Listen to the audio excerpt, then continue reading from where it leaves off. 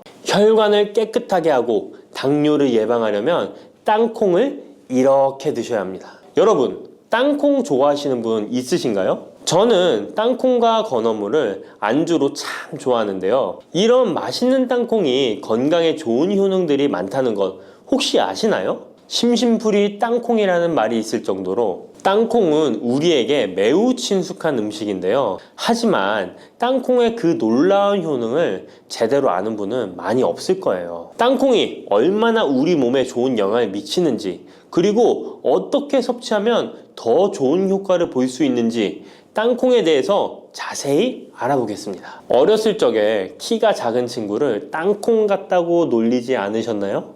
작은 땅콩 한 알에는 단백질, 지방, 탄수화물, 식이섬유는 물론 비타민 E, B군, 칼륨, 마그네슘, 철분, 폴리페놀, 폴라보노이드, 레스베라트롤 등 여러 가지 몸에 좋은 영양소가 매우 풍부하게 들어있는데요. 이렇게 영양이 풍부하고 맛도 고소한 땅콩의 놀라운 효능 7가지 바로 소개해 드릴게요. 땅콩의 놀라운 효능 첫 번째는 심혈관 질환 개선입니다. 미국 심장학회에서 땅콩을 추천 음식으로 소개한 것 알고 계신가요? 땅콩의 크기는 작지만 땅콩 안에 들어있는 영양소는 결코 작지 않습니다. 땅콩은 불포화 지방산을 많이 함유하고 있고 특히 땅콩에 함유된 모노불포화 지방산과 다불포화 지방산은 나쁜 콜레스테롤인 LDL 수치를 낮추고 좋은 콜레스테롤인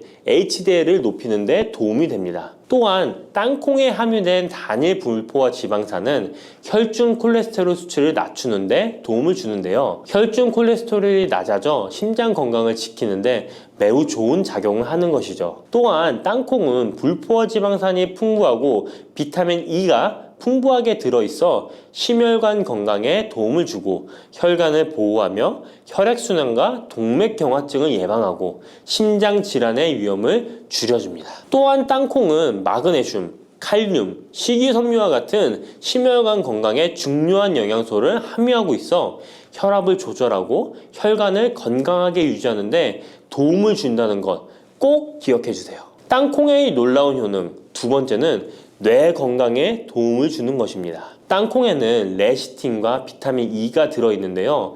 이 성분들은 뇌세포를 보호하고 뇌 건강을 유지하는 데 중요한 역할을 합니다. 특히 땅콩은 기억력과 집중력 향상에 도움이 될 수 있어 중년과 노년층에게 매우 유익한 음식이라는 것 아시나요? 땅콩이 함유된 비타민 E, 폴리페놀, 특히 레스베라트롤 등 강력한 항산화 성분은 뇌 건강에 도움을 줍니다. 이러한 항산화 성분은 뇌에서 발생할 수 있는 산화 스트레스를 줄여주며 이는 신경세포를 보호하고 뇌 기능을 향상시키는 기능도 해준답니다. 또한 땅콩은 불포화 지방산, 특히 오메가3 지방산을 포함하고 있어 뇌 기능을 개선하고 치매와 같은 뇌 질환을 예방할 수도 있는데요. 특히 불포화 지방산은 뇌세포의 구성 성분으로 중요한 역할을 하며 뇌신경 전도 속도를 높여 기억력과 학습 능력을 향상시킬 수 있습니다. 땅콩의 효능 정말 놀랍지 않나요? 아직 놀라기는 이른데요. 땅콩의 효능 세 번째는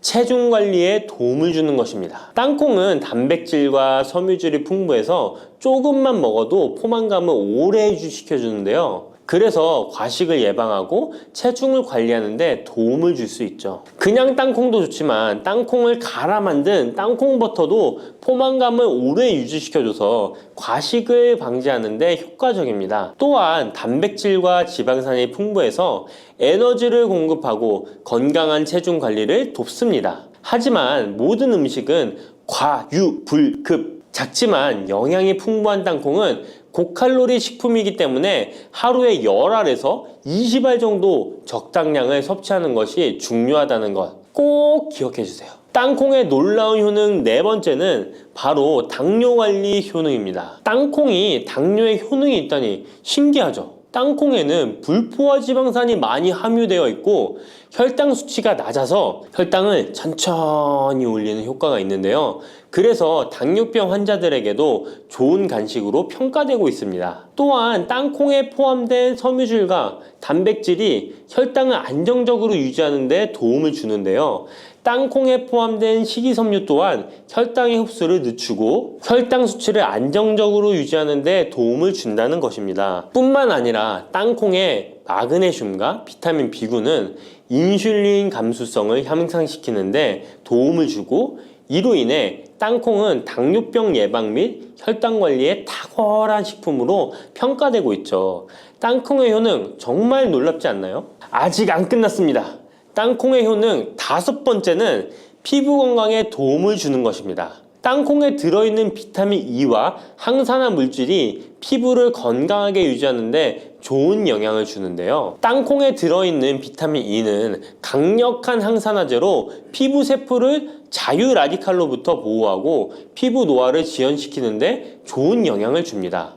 이 성분은 피부의 탄력을 유지하고 주름을 예방하는 데 효과적이며 피부 노화를 방지하고 염증을 줄이며 피부를 매끄럽고 촉촉하게 만들어줍니다. 그래서 땅콩은 아름다운 피부를 위한 좋은 식품이죠. 그리고 땅콩에 포함된 불포화 지방산, 특히 올레산과 리놀렌산은 피부의 수분 유지를 도와 피부가 건조해지지 않도록 하며 염증을 줄여 피부 트러블을 완화하는 데 도움을 줄 수 있습니다. 뿐만 아니라 땅콩에는 아연이 포함되어 있어 피부 회복에 중요한 역할을 합니다. 땅콩에 함유되어 있는 아연은 상처 치유를 돕고 여드름과 같은 피부 문제를 개선하는 데 놀라운 효능도 있습니다.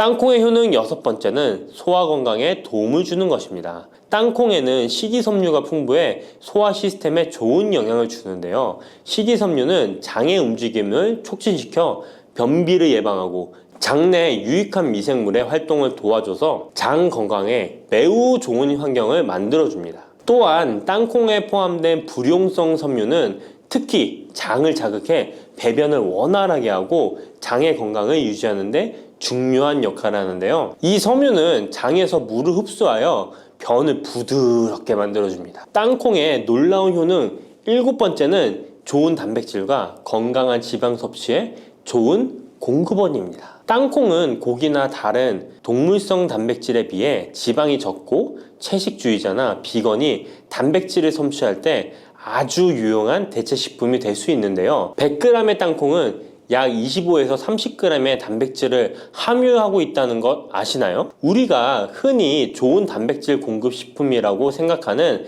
닭가슴살의 단백질 함량이 100g당 30에서 35g이라는 걸 생각해보면 단백질 함량은 닭가슴살에 비해 살짝 낮지만 대신 건강한 불포화 지방산과 다른 다양한 영양소도 다량 함유되어 있어 단백질을 섭취하기에 충분히 좋은 식품이랍니다. 이렇게 건강에 놀라운 효능이 있는 땅콩, 아무렇게나 드시면 땅콩의 효능을 100% 섭취할 수 없다는 것 아시나요? 보통 땅콩을 어떻게 조리해서 드시나요? 구워서? 볶아서? 삶아서? 모두들 좋아하는 방법이 다르실 텐데요.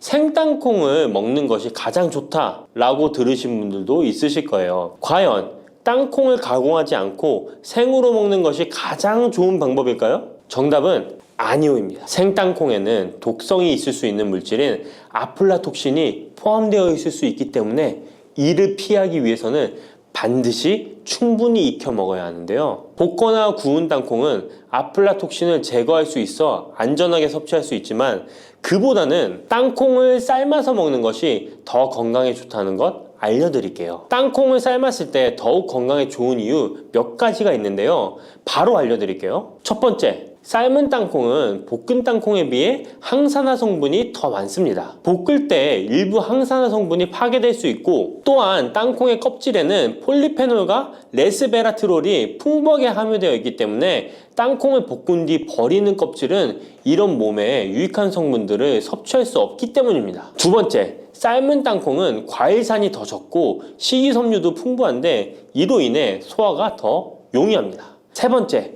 삶은 땅콩은 아크릴아마이드라는 발암물질이 덜 생성됩니다. 아크릴아마이드는 고온에서 볶을 때 발생할 수 있는데 삶은 과정에서는 이 유해물질이 생성되지 않습니다. 이제는 건강을 위해 삶아 드셔야 한다는 것 아셨죠? 하지만 땅콩을 섭취하시기 번거롭거나 조금 더 쉽게 섭취하고 싶은 분들도 있으실 텐데요. 이런 분들은 땅콩 버터를 드시면 됩니다. 땅콩 버터는 땅콩에 버터를 넣은 거 아니야? 라고 생각하시는 분도 있으시죠? 그것은 아니고 땅콩을 계속해서 갈게 되면 크림과 같은 형태로 변하게 되는데 이게 마치 버터처럼 부드러워 땅콩버터라고 부르는 것입니다. 땅콩버터는 땅콩의 영양소를 그대로 담고 있어 섭취할 때 매우 편리한데요. 다만 가공된 버터에는 설탕이나 염분이 추가될 수 있기 때문에 첨가물이 없는 순수한 땅콩버터를 선택하는 게 좋겠죠? 땅콩버터는 샐러드 드레싱에 넣거나 통밀빵에 발라 먹으면 더욱 맛있고 건강하게 섭취할 수 있습니다. 맛도 좋고 건강에도 좋은 땅콩, 이렇게 좋은 땅콩도 섭취하실 때 몇 가지 주의할 점이 있다는 것 알고 계신가요? 땅콩을 섭취할 때 주의할 점들 알려드릴게요. 땅콩 섭취 시 유의할 점 첫 번째는 알레르기입니다. 땅콩 알레르기 있는 분은 절대 땅콩을 드시면 안 되는데요. 땅콩은 알레르기를 일으킬 수 있는 대표적인 식품이기 때문에 본인이 알레르기가 있는 걸 인지하시는 분이라면 절대 피하셔야 합니다. 땅콩 알레르기는 가벼우면 목, 혀의 가려움이나 발진 등이 일어날 수 있는데요. 만약 알레르기 증상의 정도가 심하다면 호흡곤란, 혈압저하, 아나필락시스 등 매우 심각한 반응을 일으킬 수 있으므로 알레르기 반응이 있다면 즉시 땅콩 섭취를 중단하시고 의사와 상담받는 것이 필요합니다. 또한 땅콩이 들어간 음식이 아니어도 전에 같은 조리기구를 사용해서 만든 요리도 땅콩의 성분이 남아있을 수 있어 알레르기가 있는 사람에게는 위험할 수가 있는데요. 알레르기가 있는 분은 꼭 땅콩이 들어갈 수 없는 환경에서 조리가 된 건지 확인하는 게 중요합니다. 땅콩을 섭취할 때 유의사항 두 번째는 과다 섭취입니다. 고소한 땅콩은 손으로 집어먹기도 쉬워서 한 번 먹기 시작하면 하나, 둘 계속 입으로 들어가게 되는데요.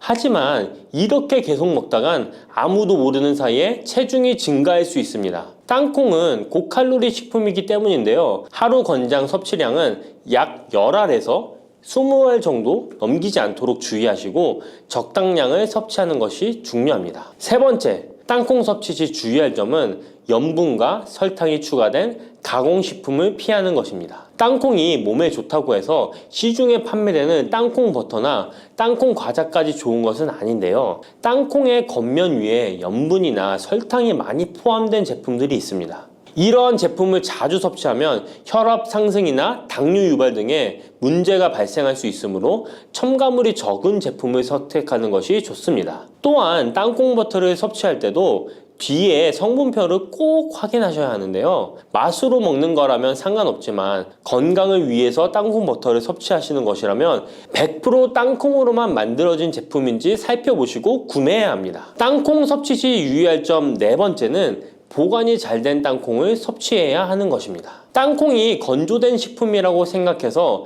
실온에 대충 보관해 놓진 않으셨나요? 땅콩은 고지방 식품으로 지방산이 많이 포함되어 있기 때문에 산패가 될 수 있는데요. 산패된 지방산은 인체에 유해한 물질인 과산화지질을 생성할 수 있으며 이는 세포와 조직에 손상을 일으킬 수 있습니다. 땅콩이 보관 상태가 부적절해지면 곰팡이가 자주 발생하는데 이 곰팡이는 아플라톡신이라는 독소를 생성할 수 있습니다. 아플라톡신은 강력한 발암 물질로 알려져 있으며 장기적으로 섭취할 경우 간에 손상을 주거나 간암을 일으킬 수 있는 위험한 물질이죠. 따라서 땅콩을 보관할 때는 통풍이 잘 되고 건조한 장소에 보관해야 하며 곰팡이가 발생한 땅콩은 절대 섭취해서는 안 됩니다. 단백질 폭탄으로 알려진 두부는 건강식으로 많이 드시는 대표적인 식재료입니다. 그런데 두부를 잘못 드시면 오히려 건강을 해칠 수 있다는 사실 알고 계신가요? 두부를 먹을 때 독이 되는 최악의 경우, 그리고 두부를 어떻게 먹어야 우리 몸에 보약이 될 수 있는지에 대해 알려드리겠습니다. 두부가 오히려 건강을 해치는 첫 번째는 바로 GMO 유전자 변이된 콩으로 만든 두부를 먹을 때입니다. 2018년 보도자료를 보면 수입콩을 사용해 만든 두부 7종류 중에서 6종류가 GMO 성분이 검출되어 파문이 일었던 적이 있습니다. GMO는 원래 생산성을 향상시켜 식량 부족 문제를 해결하고 비타민, 미네랄 등의 영양소를 강화하거나 질병 저항성을 높여 건강에 도움을 주기 위해 유전자를 변이하여 재배하는 것입니다. 또 제초제나 살충제의 사용량을 줄일 수 있어서 환경오염도 줄일 수 있는 장점이 있습니다. 하지만 이렇게 재배된 것을 섭취했을 때 건강에 대한 안정성 문제와 생태계 파괴 등의 논란은 끊이지 않고 있습니다. 우리나라에서는 GMO 재배를 법으로 금지하고 있으며 많은 나라들이 GMO의 수입과 생산을 규제하고 있습니다. GMO 식품을 꾸준히 섭취할 경우 건강에 문제가 생길 수 있는데요. 2년 동안 실험지 200마리에게 GMO 옥수수를 먹인 실험 결과 20%의 쥐에서 종양이 발생했고 종양의 크기도 컸는데요. 종양의 크기가 탁구공만큼 크게 자란 쥐도 발견됐는데 쥐 전체 몸무게의 4분의 1에 해당되는 무게였다고 합니다. GMO 표기가 의무이기 때문에 GMO 표기가 없는 식품을 사 먹으면 되지만 문제는 식품을 몇 차례 가공 과정을 거쳐 GMO의 DNA나 단백질이 남아있지 않은 식품은 GMO 표기를 하지 않아도 된다는 규정이 있기 때문에 소비자로서는 불안할 수밖에 없는데요. 따라서 두부를 구매하실 때 원료가 수입산이 아닌 국내산 콩으로 만든 두부를 사 드시길 바랍니다. 우리나라는 GMO 재배 자체가 금지이기 때문에 국내에서 재배된 식품은 안심하고 드셔도 됩니다. 두부가 건강을 해치는 두 번째는 바로 유부를 드시는 것입니다. 유부는 두부를 기름에 튀겨서 만드는 건데요. 유부를 먹는 방법에는 대표적으로 유부초밥이 있지만 이외에도 다양한 요리의 재료로 사용됩니다. 유부의 고소한 맛과 부드러운 식감 때문에 다양하게 사용되지만 건강에 해로울 수 있으니까 주의하셔야 됩니다. 두부를 기름에 튀겨 만든 유부는 칼로리가 높아질 뿐만 아니라 트랜스 지방이 생성됩니다. 트랜스 지방은 혈관 내 콜레스테롤을 증가시키고 심혈관 질환의 위험을 증가시킵니다. 이로 인해 대사증후군과 뇌 기능에도 영향을 미쳐 인지력, 학습 능력을 감소시키는 부작용을 일으킬 수 있습니다. 유부를 아예 드시지 말라는 게 아니라 맛이 좋고 간단하게 식사 대용으로 드실 수 있는 유부만 맛이 좋고 간단하게 식사 대용으로 드실 수 있는 유부지만 과하게 드시지 않고 적절히 드시면 좋겠죠? 세 번째, 두부를 드실 때 주의할 점은 시금치와 함께 드시면 안 된다는 것입니다. 시금치는 철분이 풍부하게 함유되어 있어 빈혈 예방에 효과적으로 알려져 있습니다. 또한 비타민 A, 루테인, 제아잔틴 등의 영양소가 풍부하여 눈 건강 증진에 탁월한 효능이 있고 마그네슘, 비타민 K 등이 풍부해서 뼈 건강 증진에 효과적인 것으로 알려져 있습니다. 그러나 문제는 시금치에 함유된 옥살산입니다. 이 옥살산이 두부의 칼슘과 결합하여 수산칼슘이라는 성분이 만들어지는데 이 성분이 결정을 이루어 신장이나 요로에 쌓여 결석이 됩니다. 신장결석, 요로결석이 되어 극심한 통증을 유발할 수 있다는 것입니다. 시금치를 드실 때는 두부와 같이 칼슘이 많은 음식을 피하시고 별도로 섭취하시는 게 좋겠습니다. 네 번째, 두부를 드실 때 오히려 해가 되는 경우는 갑상선이 약하신 분들입니다. 두부에는 사포닌이라는 성분이 함유되어 있는데 사포닌을 많이 섭취하게 되면 요오드가 몸 밖으로 과도하게 배출될 수 있습니다. 요오드는 갑상선 호르몬의 합성과 조절을 돕는 아주 중요한 성분인데요. 요오드가 부족하게 되면 갑상선 호르몬인 티록신의 생성이 부족하게 되어 갑상선의 기능을 제대로 하지 못하는 상황이 발생할 수 있습니다. 이렇게 되면 갑상선 저하증이 생길 수 있고 무기력해지고 피로가 회복이 잘 안 되며 우울증, 부종, 집중력 저하 등의 다양한 증상을 야기할 수 있습니다. 갑상선에 문제가 없는 분이라면 두부를 많이 드셔도 문제가 되지 않지만 이미 갑상선이 약하신 분들에게는 안 좋은 영향을 줄 수 있는 것입니다. 그렇다면 두부는 어떻게 드셔야 두부의 효능을 최대한 높일 수 있는지 알려드리겠습니다. 두부는 기본적으로 단백질이 풍부한데 이뿐만 아니라 리놀렌산, 레시틴, 피토스테롤 등의 성분이 풍부해서 몸 안의 콜레스테롤 수치를 낮춰주고 혈액순환을 원활하게 해서 동맥경화, 심근경색, 뇌출혈 등의 심혈관 질환을 예방할 수 있습니다. 또한 두부는 체력과 근력을 유지하는 데 큰 도움을 주는데요. 바로 두부의 풍부한 단백질 때문이죠. 근육은 매일 일정량이 새로운 근육으로 대체되기 때문에 매일 단백질을 공급해줘야 되는데요. 우리 몸에 단백질을 공급해주기 위해 정말 유용한 음식이 두부인 것이죠. 또한 두부에는 콜린이 풍부한데 콜린은 알츠하이머성 치매를 예방하는데 탁월한 효능을 발휘하게 됩니다. 두부는 탈모 예방에도 도움이 되는데요. 머리카락의 원료인 단백질을 보충하는데 도움이 될 뿐만 아니라 이소플라본이 풍부해 남성 호르몬을 조절해줍니다. 따라서 호르몬성 탈모 예방에 도움을 줄 수 있는 것입니다. 또한 두부는 건강에 장수하는 데 도움이 되는데요. 많은 과학자들의 연구 결과 건강하게 장수한 사람들의 특징이 식물성 단백질을 꾸준히 섭취했다는 사실을 발견했고 동물성 단백질을 식물성 단백질로 바꿔 섭취했을 때 사망의 위험성이 낮아진다는 연구 결과도 있습니다. 이러한 효능이 극대화가 되려면 소화 흡수가 잘 되어야겠죠. 두부 중 소화 흡수가 가장 잘 되는 것이 바로 순두부입니다. 순두부는 일반 두부와 마찬가지로 비질을 분리한 콩물에 응고력이 약한 응고제를 넣어 만든 것인데요. 그렇기에 훨씬 부드럽고 소화 흡수가 잘 되는 형태가 되는 것입니다. 하지만 단점은 일반 두부보다 단백질, 섬유질 등의 영양 성분의 함량이 떨어지는데요. 이런 단점을 보완하기 위해 계란과 함께 드시면 좋은 대안이 될 수 있어요. 순두부찌개에 계란이 들어가 있는 것이 맛뿐만 아니라 영양적으로도 찰떡궁합인 것이죠. 순두부와는 식감이 완전히 다른 쫄깃한 두부면이 요즘 인기가 높아지고 있는데요. 밀가루를 대체할 수 있는 다이어트 식품으로 많이 알려지고 있습니다. 다양한 면 요리에 사용되는데 단순히 두부를 면 모양으로 만든 것이 아니라 일반 두부보다 단백질의 함량이 2배 정도 높아서 건강에 더욱 좋은 식품입니다. 두부에서 수분을 빼고 응축시켜 만들기 때문에 같은 무게당 영양 성분의 함량이 높아지는 것입니다. 두부는 양배추와 함께 드시면 좋은데요. 두부는 단백질이 풍부하지만 비타민C와 섬유질이 부족한데 양배추와 함께 드시면 모든 영양소를 골고루 섭취할 수 있게 되는 것입니다. 또 귀리를 넣은 잡곡밥과 함께 드시면 좋은데요. 귀리에 풍부하게 함유된 식이섬유와 베타글루칸과 두부의 단백질, 칼슘을 충분히 섭취할 수 있는 것입니다. 두부는 그리고 미역과 김, 다시마와 같은 해조류와 함께 드시면 좋은데요. 이런 해조류와 함께 드시게 되면 두부의 단백질을 흡수하는데 극대화가 되고 두부의 사포닌으로 인한 요오드 배출을 해조류의 풍부한 요오드 성분이 상쇄시켜 줄 수 있는 것입니다.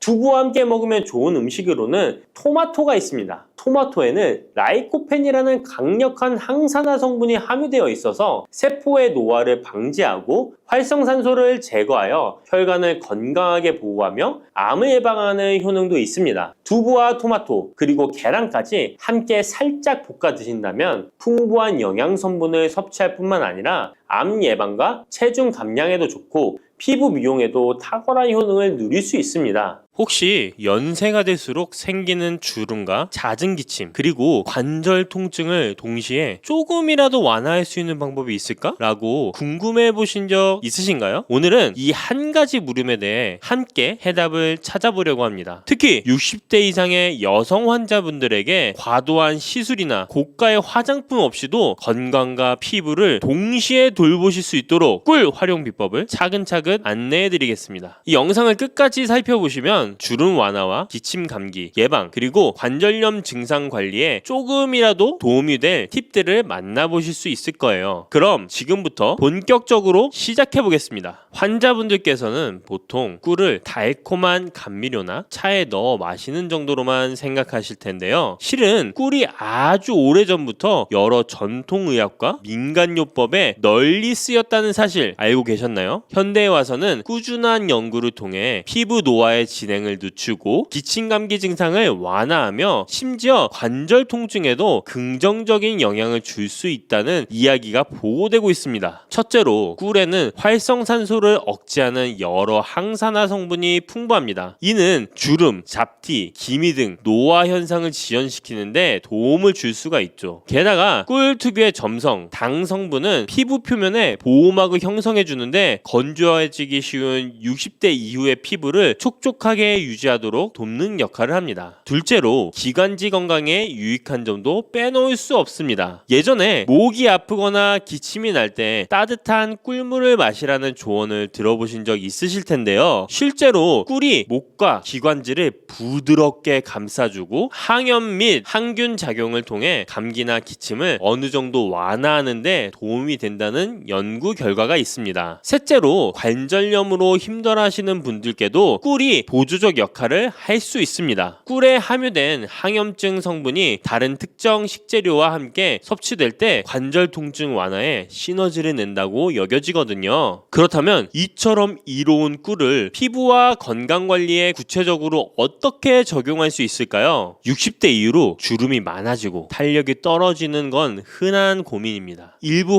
환자분들께서는 고가의 화장품이나 레이저 시술 등을 떠올리시기도 하지만 사실 집에서 간단히 꿀팩만 꾸준히 해주셔도 어느 정도 도움을 받을 수 있습니다. 우선 필요한 재료와 만드는 과정을 살펴볼까요? 첫 번째로 국산 천연꿀 한 큰술, 무가당 플레인 요거트 한 큰술, 그리고 올리브 오일 35방울 정도를 준비해주세요. 꿀에 알레르기가 있으시다면 프로폴리스 원액 반 큰술로 대체할 수 있습니다. 깨끗한 그릇에 이 세 가지를 넣고 나무나 플라스틱 스푼으로 잘 섞어주시면 기본 팩이 완성됩니다. 이제 세안 후에 눈가나 입가처럼 피부가 얇은 부위에는 살살 발라주시고 볼이나 이마, 턱 부위에는 부드럽게 펴 발라주세요. 10분을 넘기지 않는 것이 핵심입니다. 오래 두면 오히려 꿀이 피부의 수분을 빼앗아갈 수 있으므로 10분 이내에 미지근한 물로 꼼꼼히 씻어내시길 권장합니다. 그런 다음에 수건으로 톡톡 두드려 물기를 제거하고 평소 쓰시는 보습제를 가볍게 덧바르면 좋습니다. 일주일에 2-3번 정도만 해도 피부가 한결 부드러워지고 보습감이 좋아졌다는 분들이 많습니다. 60대 이후 심해지는 건조 증상을 막기 위해 천연팩을 습관화해 주시면 큰 비용 없이도 윤기 나는 피부를 기대해 볼 수 있습니다. 그렇다면 바르는 마시는 것 외에 꿀을 섭취함으로써 기대할 수 있는 이점은 무엇일까요? 기온이 낮아지거나 일교차가 큰 시기에 기침, 감기가 찾아오면 특히 60대 이상이신 분들은 면역력이 떨어져 있어 더 자주 앓게 되시죠. 이때 다양한 음식에 꿀을 곁들여 드시면 시너지 효과를 볼 수 있습니다. 계피와 꿀의 조합은 체온을 올리는 데 도움이 되어 면역력에도 좋다고 알려져 있습니다. 따뜻한 물 한 컵에 꿀 한 스푼과 계피가루 반 티스푼을 넣어 아침 저녁으로 드셔보세요. 몸을 따뜻하게 하는데 일조하고 감기 예방에도 도움을 줄 수 있습니다. 무와 꿀을 함께 섭취하는 방법도 자주 있는데요. 무에 함유된 시니그린 성분은 기침과 가래를 완화해 준다고 합니다. 무를 얇게 썰거나 채 썰어 꿀에 재운 뒤에 목이 따끔거리거나 기침이 심할 때 한 스푼씩 드시면 간편하면서도 인기가 좋죠. 추가로 오미자와 꿀, 생강과 꿀, 마늘과 꿀 조합도 잘 알려져 있습니다. 오미자와 꿀은 기관지를 보호하고 마른 기침을 줄이는데, 생강과 꿀은 몸을 따뜻하게 하면서 감기 초기 증상을 누그러뜨리고, 마늘과 꿀은 전반적인 면역력과 혈액순환 개선에 보탬이 된다는 후기가 있습니다. 이처럼 효능이 뛰어난 꿀을 고를 때 무엇을 기준으로 봐야 하며 또 어떻게 보관해야 좋은 효과를 온전히 누릴 수 있을까요? 시중에 나와 있는 꿀 중에서는 벌에게 설탕물을 먹여서 인위적으로 채밀한 사양꿀도 있고, 벌이 꽃에서 직접 채밀한 천연꿀도 있습니다. 가격이 너무 싼 꿀은 사양꿀일 가능성이 높으므로 구입 시에 조금 더 세심한 확인이 필요합니다. 보통 국산 천연꿀은 탄소 동위원소 비율 검사에서 22에서 33% 사이가 나오곤 합니다. 실구매 시에는 국산 벌꿀 혹은 천연 벌꿀이라고 명시되어 있는지, 어느 지역 양봉장에서 생산했는지도 꼼꼼히 살펴보세요. 보관할 때는 꿀이 항균 작용 덕분에 오래 보관해도 잘 상하지 않는다고 하지만, 높은 온도나 직사광선을 장기간 받으면 향과 맛이 변질될 수 있으니까 유의하셔야 합니다. 가능하면 직사광선을 피한 서늘한 실온에서 보관하고, 꿀을 덜었을 때는 깨끗한 나무나 플라스틱 스푼을 사용해 주세요. 사용한 수저에 다른 음식물이 남아있는 상태로 꿀병에 넣었다 빼면 세균이 옮을 수 있으니까 특히 조심하시길 바랍니다. 그렇다면 꿀을 일상 속에서 좀 더 쉽고 효과적으로 활용하는 방법은 무엇이 있을까요? 아침에 일어나서 몸이 찌뿌둥하거나 속이 메스꺼울 때, 혹은 기침으로 목이 까슬거릴 때 간단히 꿀을 곁들여 보시는 걸 권합니다. 예를 들어 공복 상태에서 따뜻한 물에 계피와 꿀 또는 생강과 꿀을 타서 마시면 소화에도 도움이 되고, 목이 불편할 때 기침 완화에 부가적 효과가 있을 수 있어요. 점심이나 저녁 식사 후에는 후식으로 빵이나 과자 같은 부담스러운 음식 대신에 무와 꿀을 차로 드셔보시는 것도 좋습니다. 무가 가래를 묽게 해주고 꿀이 기관지를 보호하면서 적당한 단맛을 더해주므로 속을 편안하게 해준다는 의견이 있습니다. 또 주에 2회에서 3회 정도 꿀팩을 해주시면 건조함과 탄력 저하가 심화되는 것을 어느 정도 지연시킬 수 있습니다. 저녁에 세안 후에 10분 이내로 꿀팩을 마친 뒤에 미온수로 씻어낸 다음에 가벼운 보습제를 발라주시고 주무시면 다음날 아침에 피부가 좀 더 부드럽게 느껴지실 거예요. 팩 전에 따뜻한 수건으로 2분 정도 찜질하고 팩을 바른 후에 손바닥으로 1분 정도 온열 마사지를 해주시면 효과가 더 커진다고 합니다. 이제 꿀을 쓰시면서 지켜야 할 유의사항도 함께 살펴볼게요. 먼저 꿀이나 올리브 오일, 요거트 등에 개인적으로 알레르기가 있을 수 있으므로 처음 사용 전에는 팔 안쪽이나 귀 뒷부분에 테스트를 해보시는 편이 안전합니다. 24시간 내에 가려움이나 붉어짐이 없으면 얼굴이나 다른 부위에 써보셔도 됩니다. 당뇨 환자분들은 바르는 것은 괜찮지만 먹는 것은 주의를 요합니다. 꿀은 당 함량이 높으므로 반드시 주치의나 영양사와 상의한 뒤에 섭취량을 조절하셔야 돼요. 또한 꿀팩을 오래 할수록 좋을 거라 생각하시고 30분 넘게 방치하시는 분도 계신데, 이는 오히려 피부 수분을 뺏길 수 있으니까 10분 이내로 제한해 주세요. 꿀이 잘 상하지 않는 식품이긴 하지만 보관이 부적절하거나 개봉 후에 시간이 지나면 변질 가능성이 많이 생깁니다. 냄새, 색깔이 평소와 달라졌다면 과감히 버리고 새 제품을 쓰시는 게 안전하죠. 여기까지 꿀의 다양한 활용법과 주의점을 살펴봤는데, 일부 환자분들은 잠깐 시도해보고 효과가 없으면 어쩌죠? 라는 고민을 하실 수 있습니다. 이럴 땐 어떻게 접근하시면 좋을까요? 꿀팩을 몇 번 해보고 며칠 계피 꿀물만 마신 뒤에 이렇다 할 차이가 없네 이러면서 금방 포기하기도 쉽습니다. 하지만 60대 이상의 경우에는 이미 피부와 신체가 예전과 많이 달라져 있기 때문에 한순간에